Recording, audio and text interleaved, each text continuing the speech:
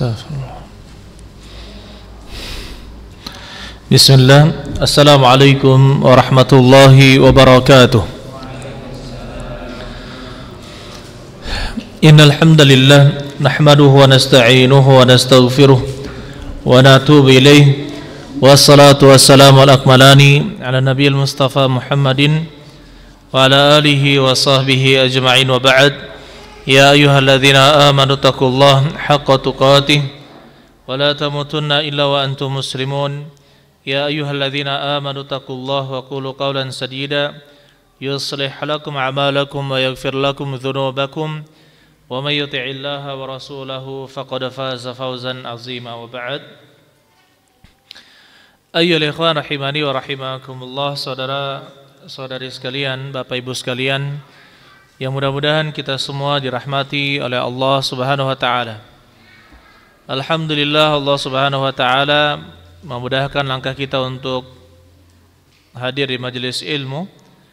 Mudah-mudahan Allah senantiasa memberkahi kita, memberkahi umur kita, dan juga memberikan hidayah kepada kita untuk selalu beramal saleh dan juga beramar ma'ruf nahi mungkar, mengajak kepada kebaikan dan melarang dari kemungkaran.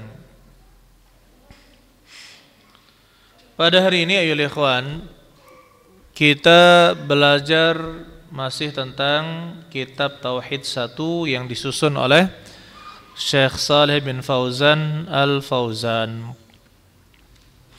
Dan kita memasuki buku terjemahannya halaman 111,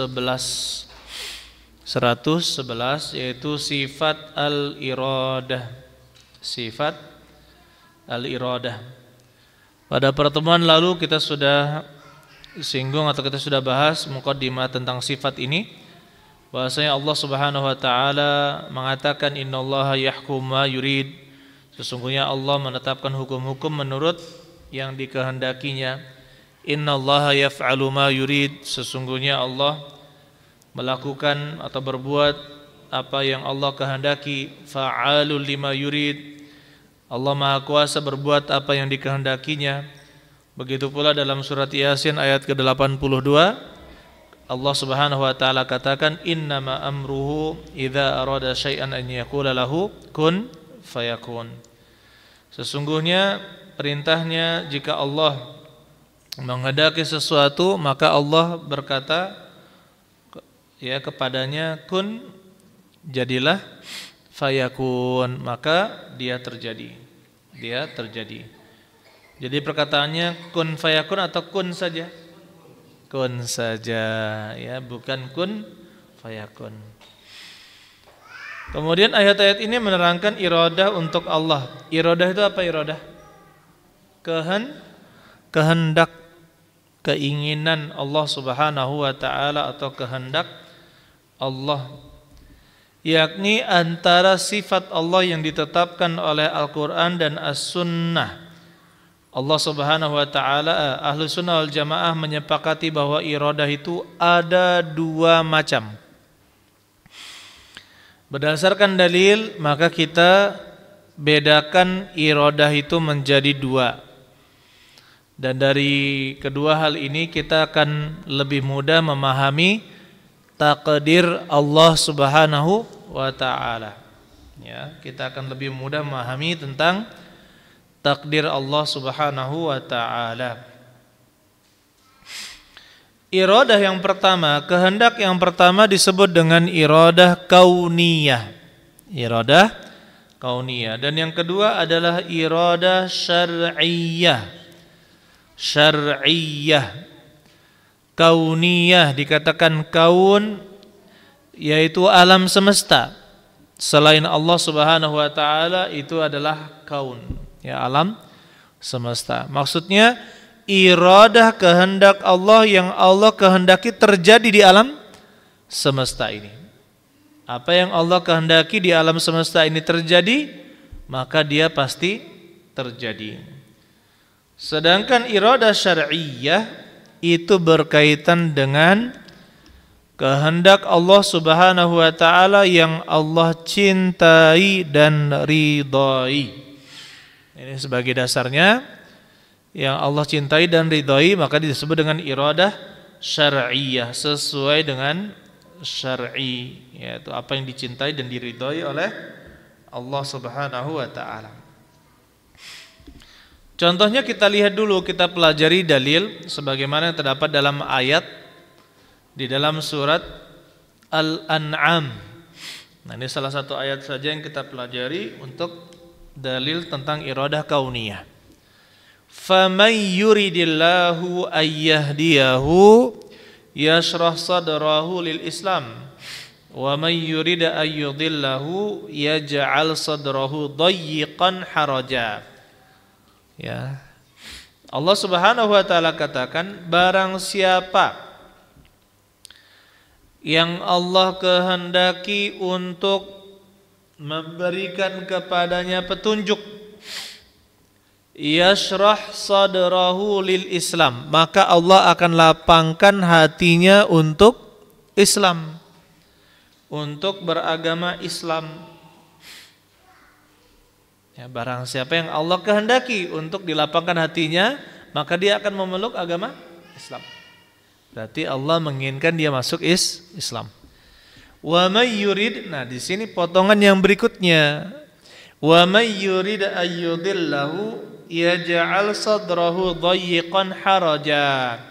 Dan barang siapa yang Allah kehendaki untuk menyesatkannya, yaj'al sadrahu dayyiqan, niscaya Allah dia menjadikan dadanya dayyiq, sesak, harajan, lagi sempit, ka'annama yas'adu fis sama', seperti dia naik ke atas langit. Ya. Kalau orang naik ke atas langit semakin sempit dadanya, semakin sempit dadanya, sesak. Maksudnya apa? Wa may yurid an yudillah. Coba kita lihat, siapa yang berkehendak di sini? Allah yang berkehendak. Berarti Allah menginginkan untuk menyesatkan orang tersebut, sehingga dia menjadi orang yang tidak mendapatkan hidayah Islam. Berarti di sini ada dua kehendak. Allah menginginkan memberikan hidayah, dan satunya Allah menginginkan menyesatkan. Ya, baik. Oleh karena itu di sini dikatakan, yaitu iradah yang menjadi persamaan masyiah, yaitu kehendak Allah. Tidak ada bedanya antara masyiah dan iradah kauniyah. Apapun yang Allah kehendaki terjadi di dunia ini, maka dia terjadi. Yang tidak Allah kehendaki terjadi, maka tidak akan terjadi. Semuanya terjadi dengan kehendak Allah Subhanahu wa ta'ala. Yang kedua adalah iradah syar'iyyah, sebagaimana terdapat dalam ayat, yuridullahu bikumul yusra wa la yuridu bikumul usra. Allah menghendaki kemudahan bagi kalian dan tidak menghendaki kesulitan, kesukaran bagi kalian. Taib. Berarti Allah itu inginkan adanya kemudahan dan tidak menginginkan adanya kesusahan pada orang-orang yang beriman. Ini kan berkaitan dengan tidak wajibnya puasa bagi musafir dan orang sakit. Jadi mereka mendapatkan uzur untuk tidak berpuasa. Kemudian Allah katakan, yuridullahu bikumul yusra wa la yuridu bikumul usra. Allah menginginkan kepada kalian kemudahan, itu untuk orang-orang yang beriman, dan tidak menginginkan kesusahan untuk kalian. Taib. Kita lihat, apakah semua orang yang beriman tidak ada yang mengalami kesukaran? Jawabannya ada. Ya kan? Ada orang yang hidupnya sulit. Ada yang hidupnya susah. Bahkan ada yang sengsara. Ada. Allah takdirkan itu terjadi. Ya, Allah takdirkan itu terjadi. Kalau Allah takdirkan itu terjadi, berarti ini masuk ke dalam iradah apa? Iradah kauniyah, kauniyah. Dan Allah melakukan itu kepada orang-orang yang beriman, tentu ada hikmah yang besar di balik itu. Dan juga sesuai dengan prinsip keadilan Allah Subhanahu wa taala. Allah itu maha adil. Allah tidak disifati dengan sifat zalim. Allah itu maha adil, tidak disifati dengan sifat zalim. Semua ada hikmahnya. Semuanya ada hikmahnya. Dan semua dikehendaki oleh apa tidak? Oleh Allah apa tidak? Jawabannya iya. Di dalam iradah apa? Kauniyah. Tetapi ingat ayyuhal ikhwan, Allah itu ya menetapkan di dalam takdirnya ada hal-hal yang baik dan ada hal-hal buruk yang terjadi di dalam alam semesta ini. Dan semuanya sesuai dengan prinsip keadilan dan hikmah yang terkandung di dalamnya. Tetapi Allah, perlu kita pahami, apakah Allah mencintai kekufuran? Jawabannya tidak. Apakah Allah mencintai kemaksiatan? Jawabannya tidak. Apakah Allah mencintai pelaku maksiat? Jawabannya tidak. Loh, jadi bagaimana? Jadi tidak semua yang terjadi itu dicintai oleh Allah Subhanahu wa taala. Tidak semua yang terjadi itu dicintai oleh Allah Subhanahu wa taala. Tapi berarti Allah menginginkan itu terjadi, karena sesuatu tidak mungkin terjadi kecuali diinginkan oleh Allah Subhanahu wa taala. Tentunya ada hikmah yang besar di balik itu semua. Benar apa tidak? Benar. Allah tidak suka yang namanya kemaksiatan, kekufuran, kemunafikan. Ya. Dan Allah menyebutkan di dalam ayat-ayat tentang Allah mencintai, misalkan innallaha yuhibbut tawwabina wa yuhibbul mutatahhirin. Sesungguhnya Allah mencintai orang-orang bertaubat dan mencintai orang-orang yang suka bersuci. Innallaha yuhibbul ladzina yuqatiluna fi sabilihi shaffa. Sesungguhnya Allah mencintai orang yang berperang di jalannya shaffa, dengan berbaris-baris. Kemudian innallaha yuhibbul muhsinin. Sesungguhnya Allah mencintai orang-orang yang berbuat ihsan. Ya.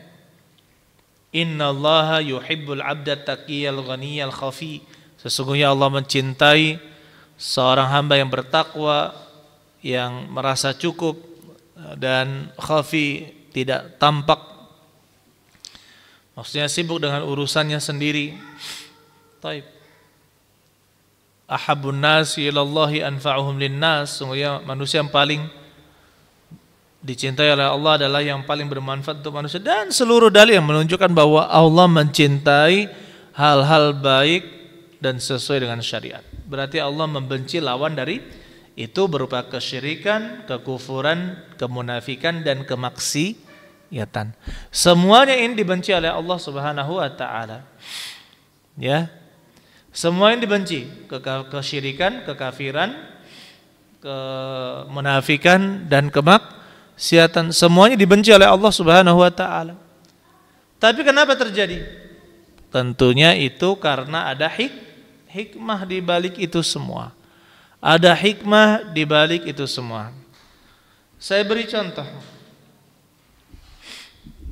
berkaitan dengan kehidupan kita. Ada seseorang memotong kakinya, memotong kaki kanannya sampai pahanya, Dia bertemu dengan kawannya. Kenapa kaki kamu? Dia bilang, saya potong. Saya potong kaki saya. orang yang tidak tahu alasannya kenapa dia memotong, maka pasti dia akan menyalahkan. Kenapa kamu potong kaki kamu? Ya kan? Kalau orang yang terlalu cepat menghukumi, bodoh kamu, goblok kamu, boyan, asal kita. Ya kan? Tapi ketika orang yang bijak akan bertanya orang yang bijak, mengapa kamu potong kakimu? Iya, saya terkena diabetes mellitus. Saya terkena diabetes, kaki saya ini sudah busuk. Ya, kemudian menjalar sampai ke betis. Jadi kesimpulannya dokter, agar tidak menjalar lagi ke atas dan tidak parah, maka dipotong sampai paha, di atas lutut. Di atas lutut saya. Ini karena sudah menjalar ke atas. Maka apa kata temannya yang mengetahui alasan dipotong? Apa katanya? Bagus. Apa yang kamu ambil itu sudah tepat, ya kan? Karena mumpung masih ada kesempatan, daripada menggerogoti sampai atas, nanti kena kemaluan, kena perut dan sebagainya, akhirnya komplikasi. Ini lebih parah dan biayanya pun lebih besar untuk mengobatinya, hidup lebih sengsara. Tapi kalau seperti ini, kesulitannya hanya punya satu kaki saja, ya, tidak separah yang itu. Bagus, tindakan kamu sudah tepat. Kenapa? Karena orang yang bijak tersebut bertanya kenapa alasannya. Setelah tahu, dia akan mengatakan ini adalah tindakan yang tepat, padahal hilang kakinya. Ya. Dan Allah Subhanahu wa taala mentakdirkan terjadi hal-hal yang tidak disukai, bahkan terjadinya kesyirikan, kekufuran, kemunafikan dan juga kemaksiatan, itu semua ada hikmahnya. Bahkan contohnya ada hikmahnya kenapa Allah inginkan iblis laknatullah alaih tidak sujud kepada Nabi Adam. Itu diinginkan terjadi apa tidak oleh Allah? Diinginkan terjadi. Kalau tidak diinginkan tidak akan terjadi. Akhirnya dengan alasan itu kita ketahui, ya, iblis dikeluarkan dari surga. Divonis pertama kali keluar dari surga. Setelah itu iblis menggoda Nabi Adam dan Ibu Hawa. Nabi Adam alaihissalam digoda, Ibu Hawa juga demikian. Akhirnya keduanya memakan buah yang dilarang, buah terlarang. Kalau di Indonesia dikenal dengan buah khuldi. Buah khuldi itu bahasanya iblis sebenarnya, pohon kekekalan, buah kekekalan. Itu bahasanya iblis sebenarnya, tapi banyak yang makai buah khuldi katanya. Padahal ya satu pohon yang terlarang gitu saja sebenarnya yang tepat, ya, memakan buah dari pohon yang terlarang. Akhirnya dimakan. Akhirnya dengan alasan itu Allah mengeluarkan dari surga. Dengan alasan itu juga akhirnya iblis memiliki pasukan dari kalangan jin yang disebut dengan syaitan dari kalangan jin. Akhirnya apa tujuan mereka, kerjaan mereka? Menggoda anak Adam, menyesatkan anak Adam, memberikan waswas, bisikan-bisikan kepada anak manusia untuk menjadi ujian siapakah yang benar-benar beriman dan siapakah yang tidak beriman. Semua penuh dengan hikmah. Contohnya lagi, ada bapak-bapak ya mengeluhkan istri Ustaz, cerewetnya tidak ketulungan. Cerewet banget.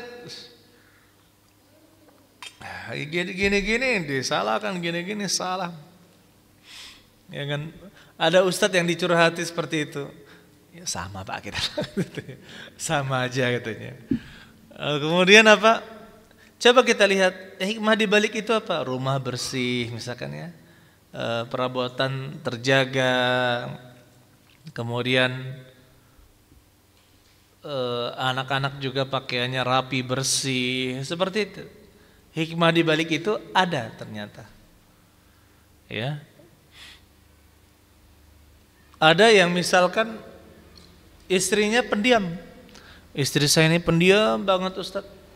Akhirnya apa? Hikmahnya dengan diamnya dia, pemalunya istrinya, akhirnya apa? Dia tidak terkena dosa gibah gosip di tetangga. Ya kan? Alhamdulillah istri saya meskipun kayak gini pendiam banget, enggak ikut-ikutan gosipin orang. Istri saya walaupun seperti ini enggak suka ngutang. Istri tetangga itu memang pandai bicara. Masya Allah hutangnya banyak sekali. Gali lubang tutup lubang. Alhamdulillah istri saya tidak. Jadi dari kekurangan itu bisa jadi itu adalah kebaikan. Ada hikmah di balik itu. Asa an takrahu syai'an, bisa jadi engkau membenci sesuatu wa yaj'alallahu fi khairan katsira, dan Allah jadikan di dalamnya terdapat kebaikan yang banyak. Ya. Begitu pula kata Nabi sallallahu alaihi wasallam, in karihta minha khuluqan radita bil akhar. Jika kamu benci satu perangai darinya, maka kamu akan ridho dengan perangai lainnya. Ya, walaupun istri tidak sempurna, ada saja yang membuat kita itu apa? Bahagia, membuat kita itu senang. Kita lihat ayyuhal ikhwan, keburukan-keburukan, maka pandanglah hikmahnya apa. Jadi kita akan mensyukuri nikmat yang Allah berikan kepada kita. Contohnya lagi, orang minum obat yang pahit. Sedangkan rasa pahit itu untuk terutama anak-anak, ya, remaja, banyak yang tidak mau minum obat yang pahit. Ya, kalau bapak-bapak karena sudah merasakan pahitnya kehidupan, ya. Jadi biasa aja pahit-pahit itu gitu kan. Malah kopi sudah nggak usah pakai gula lah gitu kan. Kopi hitam nggak pakai gula, aneh. Biar terasa betul-betul pahit gitu. Kadang obat, dia memaksakan minum obat, kenapa? Dia tidak sukai itu. Kenapa? Ternyata untuk bisa sembuh dari penyakit. Contoh lagi, sunat. Nah ini banyak nih yang disunat nih. Sudah disunat belum? Sudah ya? Alhamdulillah. Sudah disunat juga? Sudah juga? Bener? Alhamdulillah. Kelas berapa sekarang? Oh, belum sekolah, berani. Masya Allah. Ketika sunat, kita lihat di situ, itu kan menyakiti anggota tubuh dan menunggu sebagai orang tua mengurusi anaknya sampai sepekan, 2 pekan baru bisa. Yang sebagian ada 2 pekan, ada yang 1 pekan. Kalau zaman dahulu 1 pekan sudah lari-lari gitu kan. Ini sekarang 2 pekan lah rata-rata sekarang ini, entah gara-gara kebanyakan makan ayam apa ini boiler atau apa gitu kan. Taib. Jadi orang melakukan sunat, kenapa? Dia akan merasakan sakit. Anaknya juga sakit. Ketika anaknya teriak-teriak, orang tua juga merasa apa, sedih lah ya, kasihan, aduh merasa ini. Tapi apa? Orang tua kan paham masa depan insya Allah untuk kebaikan siapa? Kebaikan anaknya. Jadi dia lakukan itu. Dia lakukan hal yang katakanlah menyakitkan. Untuk apa? Untuk kebaikan anaknya. Dia lakukan itu. Karena dia tahu sudah apa? Manfaat dari disunat. Ya, manfaat dari disunat. Jangan juga waktu SMP baru sunat ya. Seperti orang-orang zaman dahulu itu kadang mundur sunatnya gitu kan, mendekati balik baru apa? Disunat. Nah ini enggak. Lah sudah. Allah Ustaz. Tapi alhamdulillah kalau di Sumatera Selatan ya secara umum, alhamdulillah rata-rata angka umur sunat itu rata-rata masih kecil. Alhamdulillah. Tapi kalau kami dulu di Kalimantan Timur, kalau zaman saya dulu, usia sunat itu kelas 4 SD itu terlalu masih muda. Jadi rata-rata kelas 5, kelas 6. Itu kalau kami di Kalimantan Timur. Jadi saya pun sunatnya kelas 5 naik kelas 6. Gitu. Sudah hampir-hampir. Kalau di sini Masya Allah, Alhamdulillah. Kalau di Arab usia 7 sampai 14 hari. Bayi, anak bayi. Kayak gitu kan. Kecil sekali masih. 7 sampai 14 hari itu disunat. Ajib ya. Kalau di sini ditanya, aduh gimana nanti salah potong pula Ustadz katanya. Sudah kasihkan ke yang ahli, yang semuanya kan apa? Ke yang ahlinya gitu kan, yang memang berpengalaman ya. Jadi sana di bawah usia 4 bulan itu sudah disunat anak-anak Arab ya, dan hasilnya lebih bagus ya, lebih menyatu gitu ya. Lebih menyatu.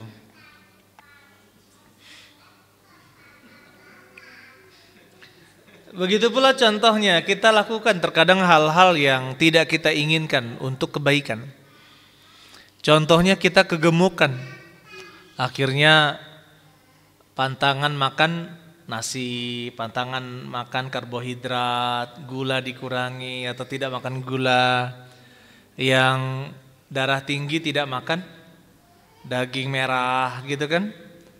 Tidak makan jeroan bagi yang kolesterol dan minyak-minyakan. Padahal dia suka itu. Dia suka hal itu. Dia tinggalkan untuk apa? Untuk menjaga kesehatannya. Jadi pada diri kita pun ada hal-hal yang kita lakukan itu tidak kita sukai, tetapi apa? Demi maslahat, demi kebaikan, karena kita tahu hikmahnya. Dan Allah Subhanahu wa taala Al-Hakimul Khabir, ya maha memiliki hikmah dan khabir dan memiliki ilmu. Jadi apa yang dilakukan oleh Allah Subhanahu wa taala itu telah berdasarkan pertimbangan yang matang, dan Allah tidak disifati dengan sifat zalim.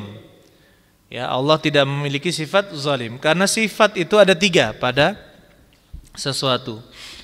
Yang pertama adalah sifat fadl, al-fadlu. Kalau diterjemahkan dalam bahasa Indonesia karunia, al-fadlu. Al-fadlu ini adalah memberikan sesuatu yang lebih dari seharusnya. Memberikan sesuatu yang lebih baik dari yang seharusnya. Ini namanya al-fadlu. Yang kedua al-adlu, memberikan sesuatu sesuai dengan seharusnya. Ini namanya al-adlu. Dan yang ketiga adalah az-zulmu, memberikan sesuatu tidak dengan seharusnya atau meletakkan sesuatu bukan pada tempatnya. Contoh perbuatan adil, Allah membalas di akhirat dengan keadilan ya. Contoh al-fadlu. Al-fadlu itu karunia dari Allah. Kita melakukan satu amalan dilipat gandakan 10 kali oleh Allah Subhanahu wa taala. Kita bersedekah dilipat gandakan bahkan sampai 700 kali lipat, bahkan lebih lagi. Dan lipatan yang sangat banyak. Ya kan? Ini namanya al-fadlu. Contohnya al-adlu, Allah Subhanahu wa taala membalas satu keburukan dibalas dengan satu keburukan, satu hukuman juga. Tidak ada dilipat gandakan satu keburukan dibalas 10 kali lipat, tidak. Ini namanya al-adlu. Bahkan Allah Subhanahu wa taala kepada orang yang beriman dan bertakwa, dari satu keburukan Allah melakukan al-fadlu, mengampuni dosa, tidak mengazab. Tidak mengazab, bahkan mengampuni dosa karena kebaikan-kebaikan yang lain Allah Subhanahu wa taala. Ini namanya apa? Al-fadlu, karunia dari Allah Subhanahu wa taala. Dan Allah tidak disifati dengan yang ketiga, yaitu az-zulmu, menempatkan sesuatu bukan pada tempatnya atau tidak berlaku adil. Allah tidak disifati dengan sifat itu.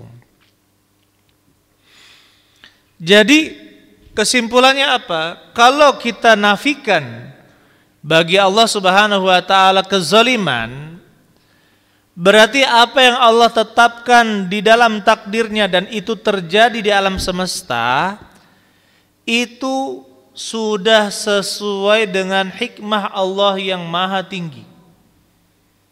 Sudah dengan hikmah Allah subhanahu wa ta'ala, dan Allah tidak berbuat zalim.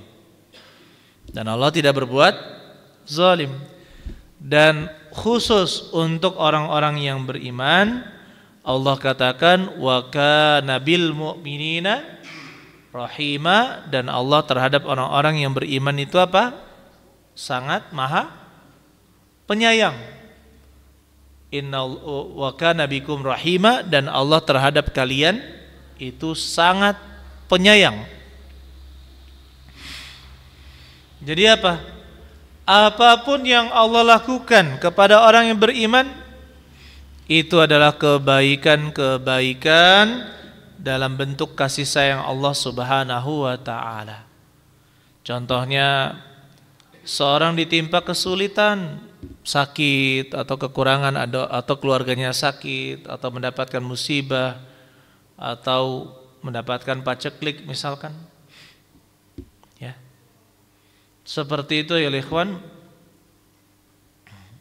itu bentuk kasih sayang Allah subhanahu wa ta'ala. Salah satu hikmahnya adalah untuk menggugurkan dosa-dosa. Hikmah yang lain agar semakin sadar bahwa kita ini adalah hamba Allah yang tidak memiliki kuasa. Seperti itu, ya.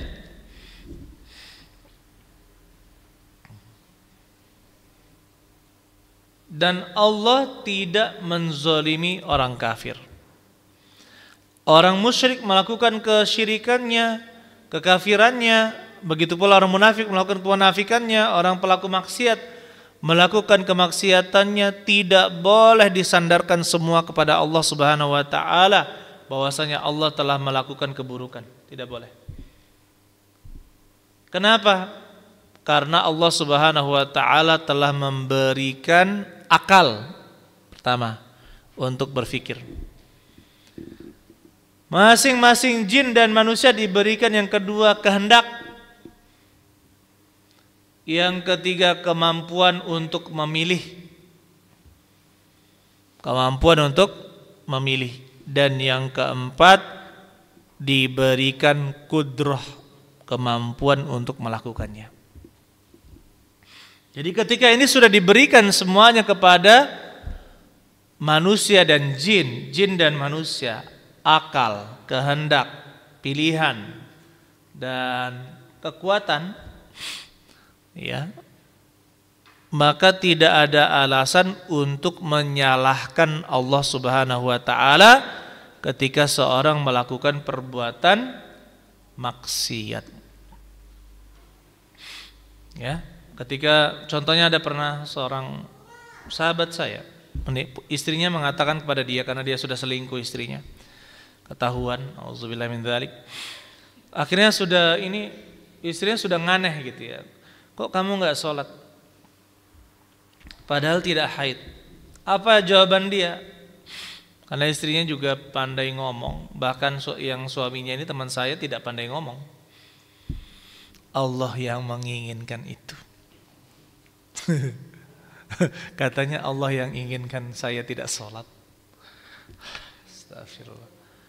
Ya sudahlah, saya nyarankan ya tidak usah dipertahankan, tidak apa-apa, nggak usah dipertahankan, karena dia sudah pemikirannya liberal kan,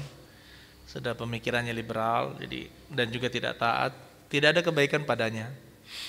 Ya. Akhirnya cerai, alhamdulillah bifadlillahi ta'ala, selesai. Cuma itu yang saya garis bawahi, dia berhujah meninggalkan sholat, Allah yang menginginkan ini terjadi, saya tidak sholat. Tidak boleh. Kenapa? Kita secara sadar tidak? Kita punya akal, punya kehendak, dikasihkan oleh Allah, ada kehendak, ada pilihan, ya kan? Ada pilihan, kita bisa memilih, diberikan kesempatan oleh Allah subhanahu wa ta'ala untuk memilih, dan ada kemampuan untuk mengerjakannya atau tidak mengerjakannya. Nah, nanti goalnya penghujungnya apakah Allah izinkan itu terjadi atau tidak terjadi. Seperti kita ingin ke Palembang, ada banyak jalan. Kita bisa jalan lewat Sungai Komering, kita bisa jalan lewat Belitang kemudian Mesuji, kita bisa lewat Prabu Mulih, kita bisa lewat Batu Marta misalkan ya, tembus-tembus gitu. Banyak jalan. Kita sudah berniat misalkan lewat Komering, rute paling pendek. Sudah, dengan akal kita, kehendak kita, pilihan kita, kesadaran kita dan kekuatan kita nyupir menuju ke jalan Komering. Ternyata jalannya putus. Nah, ini yang selanjutnya jalannya putus. Kita tidak bisa lewat. Berarti Allah tidak menghendaki. Kehendak kita terbatas dengan kehendak Allah Subhanahu wa taala. Tidak semua yang kita rencanakan dan kita inginkan itu terjadi. Semuanya di bawah kehendak Allah Subhanahu wa taala. Betapa banyak teori-teori ekonomi, bisnis, marketing dan sebagainya.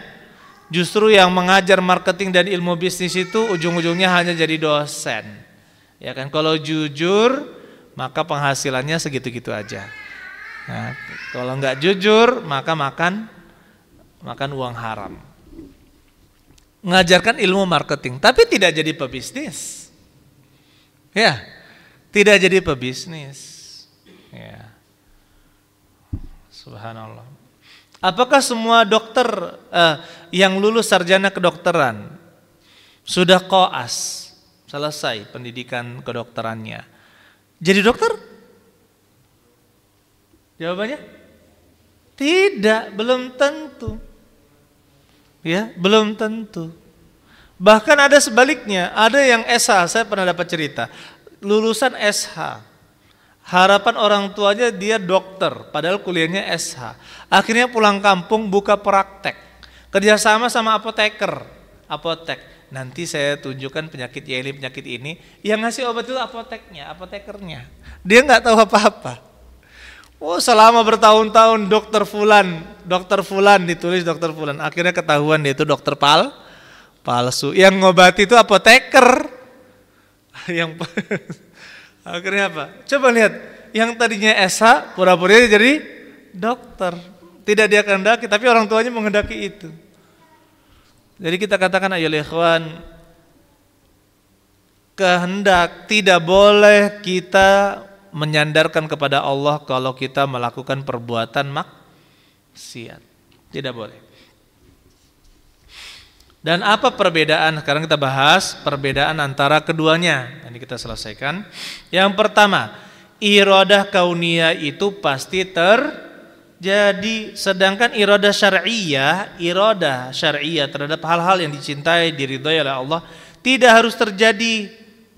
Bisa terjadi, bisa pula tidak terjadi. Kalaupun terjadi itu berarti sudah masuk dalam iradah kauniyah. Yang kedua, iradah kauniyah itu meliputi yang baik dan yang jelek. Ya, yang bermanfaat dan yang berbahaya, bahkan meliputi segala sesuatu. Bermanfaat, berbahaya masuk dalam iradah kauniyah. Sedangkan iradah syar'iyah hanya terdapat pada yang baik dan yang bermanfaat saja, pada hal yang dicintai oleh Allah dan diridhai oleh Allah Subhanahu wa taala. Yang ketiga, iradah kauniyah tidak mengharuskan adanya mahabbah atau cinta Allah pada hal tersebut. Pada hal yang diinginkan Allah terjadi pada hal tersebut. Terkadang Allah menghendaki terjadinya sesuatu yang tidak dia cintai, tetapi dari hal tersebut akan lahir sesuatu yang dicintai oleh Allah. Seperti penciptaan iblis dan segala yang jahat lainnya, untuk apa tujuannya? Iblis dan setan untuk ujian dan cobaan, dan Allah Maha Adil. Allah ciptakan qarin, jin yang mendampingi manusia untuk mengajaknya berbuat maksiat. Allah Maha Adil memasangkan juga qarin dari kalangan malaikat. Ya, qarin dari kalangan malaikat. Allah Maha Adil. Adapun iradah syar'iyah, maka di antara konsekuensinya adalah mahabbah Allah, karena Allah tidak menginginkan dengannya kecuali sesuatu yang dicintainya seperti taat dan pahala. Dengan membagi iradah ini menjadi dua, maka kita akan mudah memahami dalil-dalil Al-Quran dan dalil-dalil dari As-Sunnah. Dan ahli bid'ah terjatuh ke dalam kebid'ahannya, contohnya Al-Qadariyah. Qadariyah ada dua ya, Qadariyah dan Jabriyah. Qadariyah ini mengingkari takdir, Jabriyah mengingkari makhluk berkehendak, mengingkari bahwa makhluk juga bisa memilih dan berkehendak. Nah, di sini ahli sunnah di antara keduanya. Kalau Qadariyah mengingkari takdir Allah Subhanahu wa taala, mengingkari takdir Allah Subhanahu wa taala, mereka mengatakan kalau Allah menginginkan sesuatu itu terjadi, tidak mungkin katanya. Kenapa terjadi hal-hal buruk? Kenapa terjadi hal-hal buruk? Masa Allah melakukan hal-hal buruk? Ya, dengan kata itu, dengan akal mereka mengatakan, mana mungkin Allah melakukan hal buruk? Harus dibersihkan Allah dari ini. Akhirnya mereka mengambil jalur tidak ada takdir. Allah tidak tahu sesuatu itu terjadi kecuali setelah itu terjadi. Ini pendapat Qadariyah. Allah tidak tahu sesuatu itu sebelum sesuatu itu terjadi. Taib. Ini pendapat yang kafir, mengeluarkan dari agama Islam. Allah itu Maha tahu. Nanti insyaallah sifat yang berikutnya kita bahas, al-ilmu, sifat al-ilmu. Jadi kenapa? Karena mereka tidak membedakan dua kehendak. Kalau kita kan alhamdulillah ada iradah kauniyah yang Allah inginkan terjadi, baik atau buruk terjadi, itu kehendak Allah. Kemudian yang kedua, iradah syar'iyah Allah hanya menghendaki yang baik saja. Yang kedua, kelompok yang menyimpang Jabriyah. Ya, Jabriyah. Yaitu yang mereka mengatakan bahwa semuanya ini adalah kehendak Allah Subhanahu wa taala, manusia dan jin tidak ada andil di dalamnya. Jadi semuanya ini adalah Allah, manusia tidak berkehendak dan bahkan tidak bisa memilih. Semuanya adalah Allah Subhanahu wa taala. Dan inilah yang menjadi dasar dari akidah sufi. Baik. Kenapa? Karena mereka tidak membedakan dua iradah ini. Ya. Menurut mereka yang dilakukan oleh Allah itu pasti baik, ya kan? Kalau Allah lakukan adanya kesyirikan, kekufuran, kemaksiatan, kemunafikan, ini kan perbuatan Allah. Perbuatan Allah pasti baik dan tidak ada buruknya. Kalau itu semuanya seperti itu, berarti kita ini tidak punya kehendak. Kita ini semua dalam pengendalian Allah, kita tidak punya kehendak, tidak punya pilihan, semuanya hanya berjalan seperti boneka yang digerakkan. Boneka yang digerakkan. Itu Jabriyah. Kenapa terjadi? Karena mereka sama, tidak membedakan iradah kauniyah dengan iradah syar'iyah. Adapun ahli sunnah mengatakan iradah syariah Allah itu hanya yang dicintai dan diridhai oleh Allah Subhanahu wa taala. Jadi kita bisa memahami dalil-dalil tentang ini, tentang itu dengan mudah. Ini iradah Allah yang syariah. Sedangkan iradah kauniyah, Allah lakukan yang baik, Allah lakukan yang buruk, Allah lakukan yang bermanfaat, Allah juga izinkan terjadi yang tidak bermanfaat. Semuanya itu karena hikmah yang besar. Ya, sebagian kita ketahui hikmahnya, sebagian besarnya bagaimana? Kita tidak tahu hikmahnya. Allahu a'lam bis-shawab. Mudah-mudahan paham ya insyaallah ya. Insyaallah ya. Alhamdulillah. Kita azan kemudian kita buka pertanyaan. Silakan.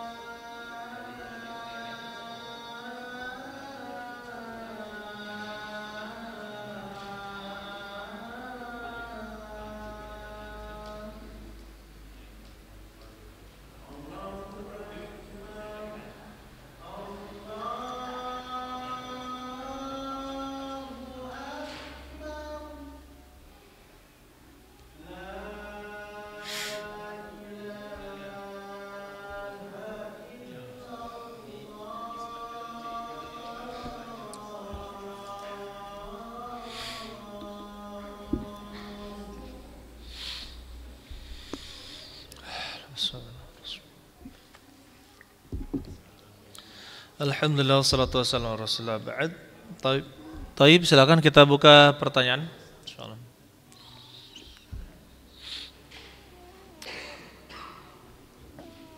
Silakan, ada yang mengawali, silakan.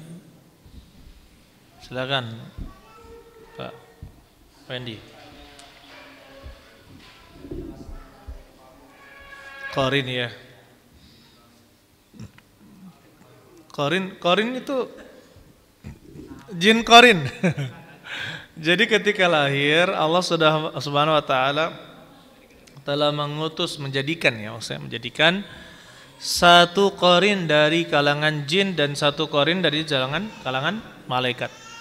Satu qarin dari kalangan jin itu menggoda untuk apa?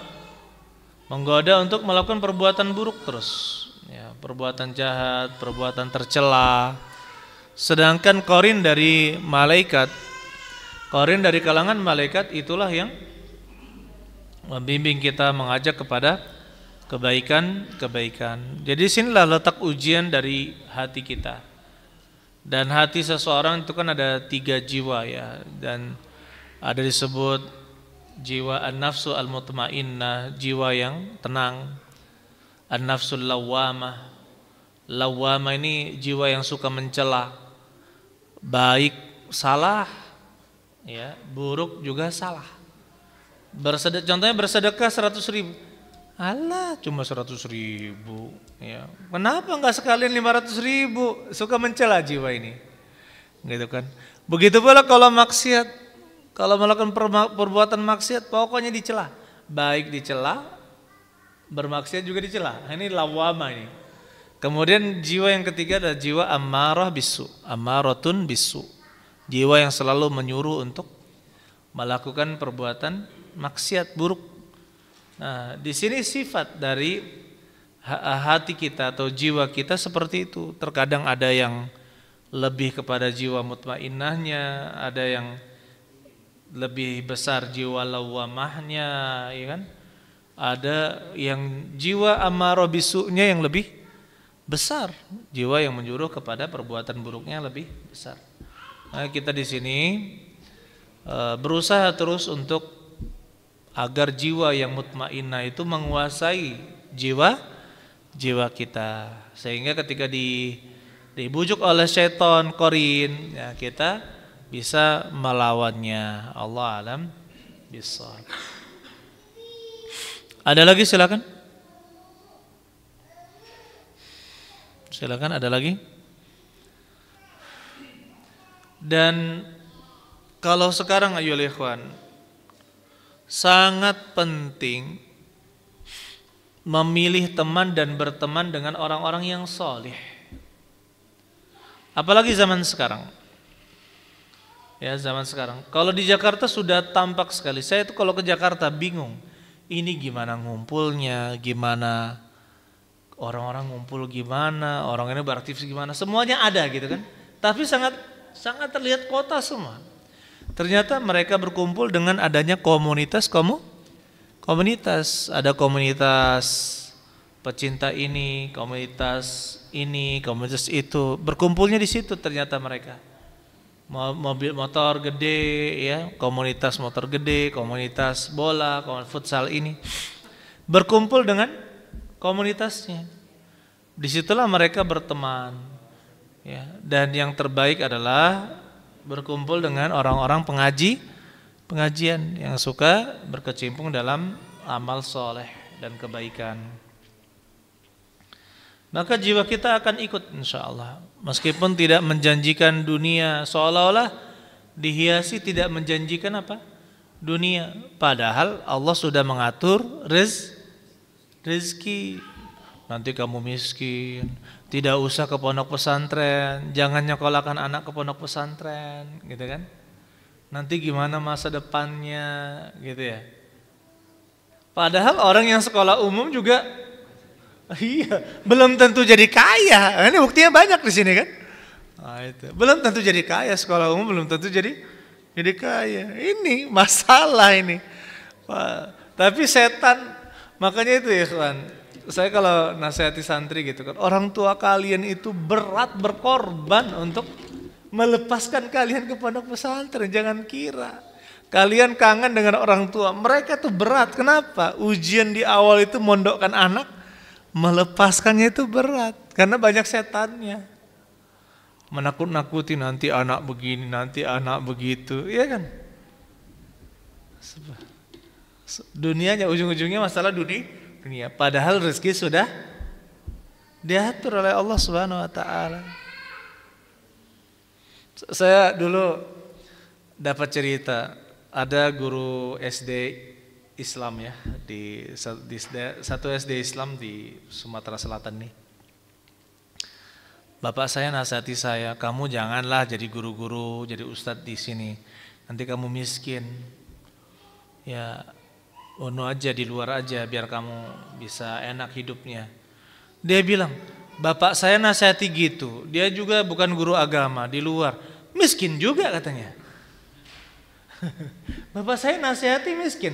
Coba dia apa ya, katakanlah kaya gitu ya atau apa, berduit. Kemudian nasihati seperti itu, ya mungkin masuk lah. Ini saya tahu kehidupan bapak saya. Kurang juga. Artinya apa? Ya. Rezeki itu sudah diatur oleh Allah Subhanahu wa taala. Allahu a'lam bishawab. Silakan, ada lagi, silakan. Kalau tidak ada kita cukupkan. Barakallahu fikum jami'an. Subhanakallah hamdik. Asyhadu an la ilaha illa anta astaghfiruka wa atubu ilaik. Assalamualaikum warahmatullahi wabarakatuh.